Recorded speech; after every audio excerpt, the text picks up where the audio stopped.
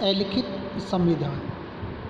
आज का अपना टॉपिक है अनरिटन कॉन्स्टिट्यूशन और ये topic BA second year paper first का है। अलिखित संविधान, इन संविधानों में परंपराओं तथा समय समय पर न्यायालय द्वारा दिए गए निर्णयों का महत्व अधिक होता है।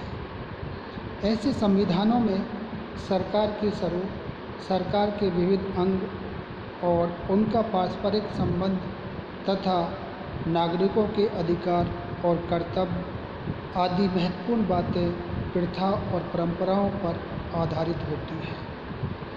गार्डनर ने लिखा है, अलिखित संविधान वह है जिसकी अधिकांश बातें कभी किसी पत्र या लेख पत्रों के संग्रह में लिखी हुई नहीं होती।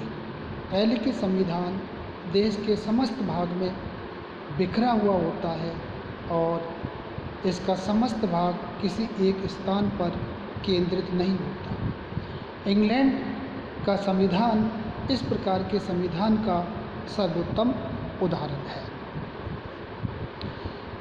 अमेरिका संविधान लिखित संविधान का श्रेष्ठ उदाहरण है, लेकिन इस संविधान में भी परंपराओं ने अत्यंत महत्वपूर्ण स्थान प्राप्त किया है, जैसे राष्ट्रपति का निर्वाचन, सीनेटोरियल शिष्टाचार, मंत्रिमंडलीय व्यवस्था इत्यादि चीज़ें अलिखित रूप में देखी जा सकती है। अलिखित संविधान के गुण। अलिखित संविधानों के जो प्रमुख गुण में पहला है परिवर्तनशीलता।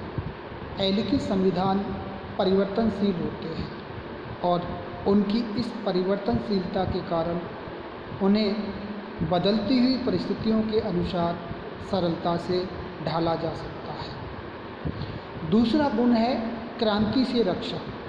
अलिखित संविधान आवश्यक रूप से लचीले होते हैं और उनके इस लचीलेपन के कारण जनता की आवश्यकताओं के अनुसार परिवर्तन करने के लिए किसी क्रांति या विद्रोह की आवश्यकता नहीं होती। इस प्रकार अलिखित संविधान में शांतिपूर्ण और संवैधानिक मार्ग से ही वांछित परिवर्तन संभव हो जाता है। ब्रिटिश संविधान इस बात का एक प्रमाण है। प्रगतिशीलता। नेक्स्ट गुण, अलिखित संविधान में परिवर्तनशीलता का गुण होने के कारण यह संविधान परिस्थितियों के अनुसार परिवर्तित होता रहता है और इस प्रकार अलिखित संविधान के अंतर्गत राष्ट्र सरलता से प्रगति कर सकता है। संकट काल के लिए श्रेष्ठ। अपनी परिवर्तनशीलता का गुण होने के कारण अलिखित संविधान लिखित संविधान की अपेक्षा संकट काल का अधिक अच्छे प्रकार से सामना कर सकता है। अलिखित संविधान के दोष।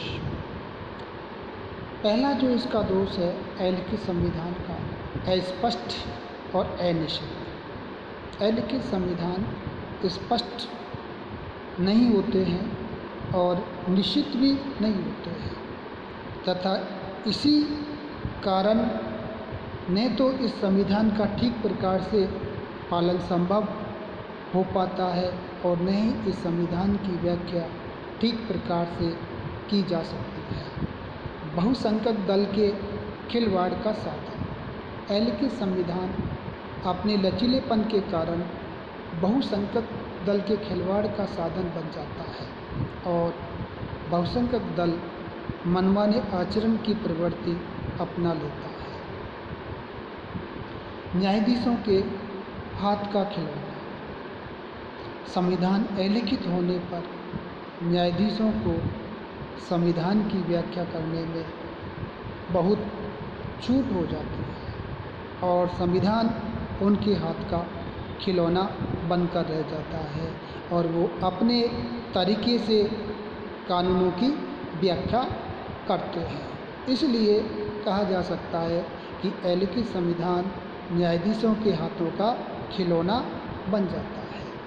नागरिक अधिकारों की रक्षा करने में असमर्थ। एलिखित संविधान अपने अत्यधिक लचीलेपन के कारण बहुसंख्यक दल के हाथ की कठपुतली बन सकता है और शासन द्वारा नागरिक अधिकारों के साथ मनमाने तरीके से खिलवाड़ किए जाने के कारण नागरिक अधिकारों की ही रक्षा संभव नहीं हो पाती। लोकतंत्रों के अयोग्य